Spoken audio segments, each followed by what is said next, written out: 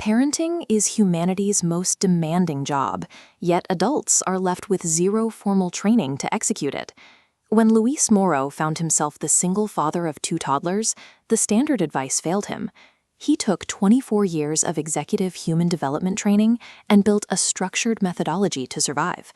He pressure-tested this architecture with experts like Diane Miskulin-Gnasi, a school psychologist of 25 years who navigates high-stress environments as an urban police officer's wife. It was further vetted by Dr. Michelle Burden-Leslie, a clinical psychologist handling severe family pathology, and Jill Burns, a CEO managing a complex 3-adult co-parenting dynamic. Across completely different socioeconomic and psychological environments, they identified the exact same reality. Winging it fails. Relying on a structured, professional architecture works. Most adults apply intense focus, continuing education, and tight emotional control to their 9-to-5 careers.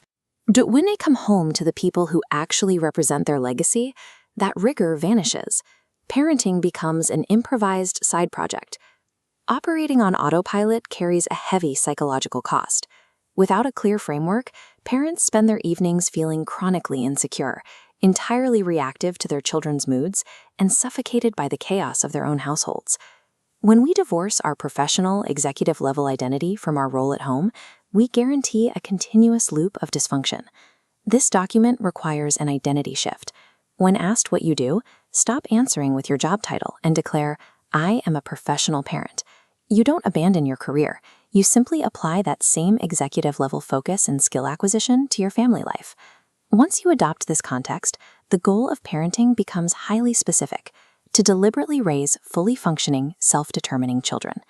But there is a catch. You cannot raise a self-determining child until you do the work to become a fully functioning, self-determining adult yourself. The child strictly models the structure you provide. The metrics for this approach are tangible. By holding to this architecture, Luis raised his own children to excel at the highest levels, with one eventually working as an adult for NASA. Locking your identity into this professional context changes your family's entire trajectory. You stop merely surviving the week and start deliberately constructing a future. This section outlines a strict metric: executing the 5 A's without a tantrum. That means having any conversation with anyone, anywhere, anytime, about anything. As the text notes, even a 7-year-old can master this without kicking or screaming. Achieving this requires a psychological tool. The methodology calls it identifying. What hooks you is you. Whenever you allow a partner or a child's behavior to make you angry and reactive, you get hooked. In that moment, you forfeit your executive power and model deep anxiety for your kids to copy. Mastering your own emotional control, learning to unhook yourself, is the prerequisite for architecting a self-determining generation. Otherwise, you are simply passing down your own reactivity. When a household replaces improvisation with this professional commitment, the daily environment begins to settle. For Luis, the framework provided the grounding to stay empowered and completely focused on his children's growth, even while navigating the chaotic transition of a divorce. Dr. Leslie observed that eliminating parental reactivity gives children an anchor of profound emotional security. They are no longer subjected to the toxic drama of unpredictable adults.